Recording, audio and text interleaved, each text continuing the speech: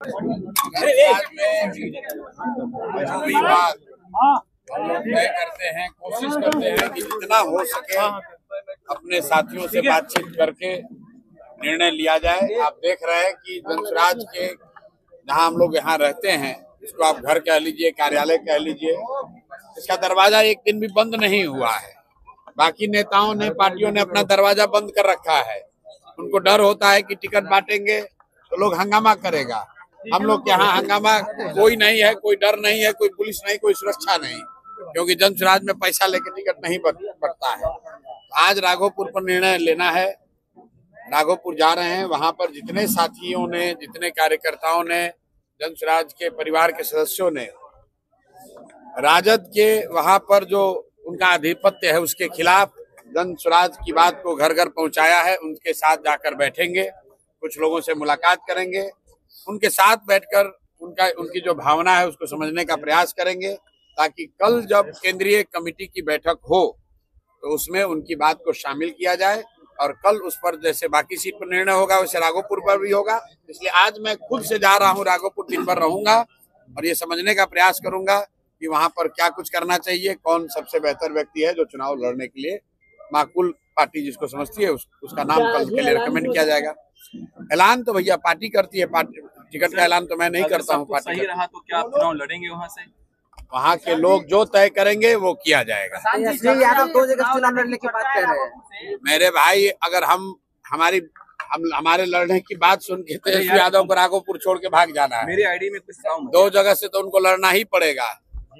खाली ये चर्चा चल रही है कि प्रशांत किशोर जनसुराज वहां लड़ने आ रहा है तो तेजस्वी यादव दूसरी सीट खोज रहे हैं। उनका भी हालत वही होगा जो राहुल गांधी का अमेठी में हुआ, छोड़कर गए वायनाड तो अमेठी से ही हार गए। इसलिए मेरे भाई आज जा रहे हैं, अभी चर्चा शुरू हो रही है, अभी तो चुनाव अब शुरू हो रहा है, घबराइए नहीं, आगे आगे देखिए क्या होता है। एनडीए में सीट से मेरे भाई सिर्फ फुटबॉल इसलिए हो रहा है कि कौन कितना सीट पाए, कितना जीत कर आए और कितना लूटपाट मचाए। ये लूट का सिर्फ फुटबॉल है, जनसुराज में सिर्फ फुटबॉल नहीं है। जो भी है, जो जिन साथी कार्यकर्ताओं ने काम किया है उनमें से ही कुछ लोगों को टिकट मिल रहा है, जिनको नहीं मिल रहा है उनको इस बात का दुख जरूर होगा कि उनको नहीं मिला, लेकिन इस बात का उनको जरूर एहसास है कि जिसने काम किया है उसी में से किसी को मिला है। कुछ आरोप लगा रहे हैं प्रशांत जी आप पर, टिकट इधर-उधर। बिल्कुल ठीक बात है, आरोप तो लगेगा ही भाई। कुल मिला जुलाकर 243 लोग ही चुनाव लड़ सकते हैं, लेकिन जनसुराज को बनाने के लिए तो हजारों लोगों ने खून पसीना बहाया है। लेकिन उन साथी कार्यकर्ताओं को ये विश्वास है कि जनसुराज में कुछ भी बिक नहीं सकता है। चयन में सही गलत हो सकता है, आप उससे सहमत असहमत हो सकते हैं, लेकिन अपना परिवार है। जो लोग अगर कुछ असहमत भी होंगे उनके साथ बैठकर बात हो जाएगी। आपका साइड इफेक्ट जोरदार है, वहाँ पवन जी ने वापस ले लिया, कहा कि लड़ेंगे नहीं चुनाव। कल ज्योति सिंह से आप मिले हैं 24 घंटा में। मेरे भाई, मेरा इफेक्ट कुछ नहीं है। न्यायालय में हमको चुनौती देने वाले अशोक चौधरी ने कहा कि हम अब जनता की अदालत में जाएंगे। तो आपके जरिए मैं पूछना चाहता हूं कि वो घोषित करें कि किस विधानसभा में जनता की अदालत में आ रहे हैं। दम है तो अशोक चौधरी बताएं कि किस जनता की अदालत में जा रहे हैं, और अगर जनता की अदालत में नहीं जा रहे हैं तो न्यायालय में आइए, और नहीं आइए तो आपकी गलती मान ली जाएगी कि आपने चोरी भ्रष्टाचार किया है। पूछिए भाई, पवन सिंह वाले पे क्या कहेंगे? अभी आ रहा हूँ उस पे।